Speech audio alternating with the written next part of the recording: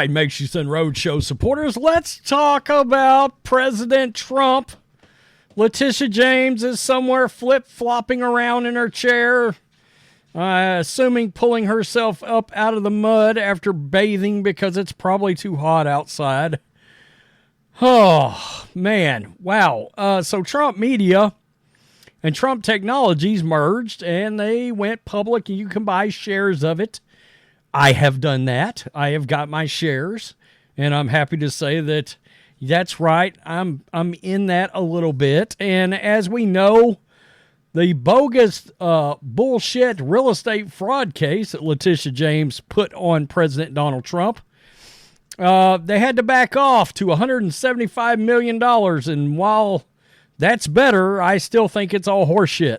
All right, there you go. It's all absolutely ridiculous, and it's part of a hit campaign to try to keep the man from being president. Well, unfortunately for them, the merger was a rousing success, and now Trump's wealth has hit over $6 billion. Oh, it's really good. It's really good. And Trump wealth hit $6.4 billion after Truth Social deal, making him one of the world's 500 richest people. Congratulations, Letitia James. Suck it. Yeah.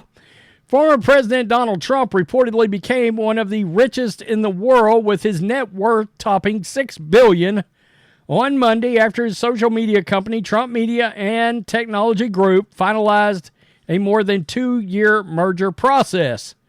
TMTG completed the merger on Monday. The shares of the newly formed company will trade on NASDAQ Tuesday under the ticker DJT.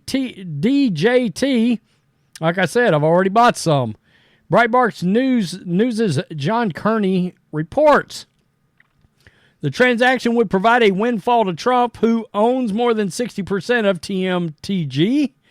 His share of the merged company is expected to be around 58% stake, could be worth around $3 billion at recent market prices.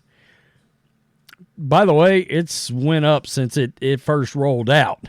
Trump shares are subject to a 6-month lockup that would prevent him from selling shares or pledging them as collateral for loans, a standard provision in many initial public offerings and SPAC deals. The board, however, could waive the lockup to allow Trump to pledge his shares to support an appeal bond in the fraud judgment against him in New York. The successful merger in stock price landed the former president on Bloomberg's list of 500 richest people in the world. Bloomberg reported Monday. God, the liberal, I can hear the liberal cries right now. Oh, the salty tears of liberals just flopping around in the floor when they're not rolling in the mud. The media organization estimated Trump's worth to be $6.4 billion. Oh, I love it. Trump's increased wealth comes at a pivotal moment. 2 judges in 2 separate cases previously fined Trump just under $500 million. The New York civil fraud case and E. Jean Carroll's defamation case.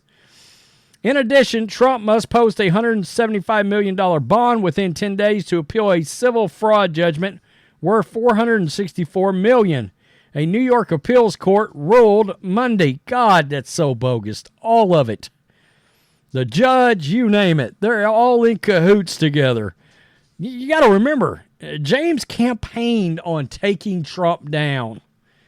I mean, how she's allowed to do this with that being on video is beyond me. That alone. Trump told reporters the bond would be backed in cash. Guys, I got to tell you, I think we're eventually going to have some kind of a massive peeling back of the curtain moment where we find out that all of these politicians were driving all these lawsuits and that there's a massive conspiracy, right? And I think we all believe that's probably what's going on. I don't even know that it feels like a conspiracy. Trump's political enemies are wanting to take him down, and in the process, they think the best way to do it and keep him from winning the election is to break him financially. All right?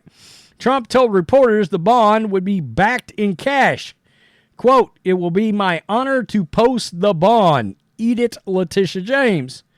Quote, I greatly respect the decision at Appellate Division, and I'll post either $175 million in cash or bond for security, whatever is necessary, very quickly within the 10 days.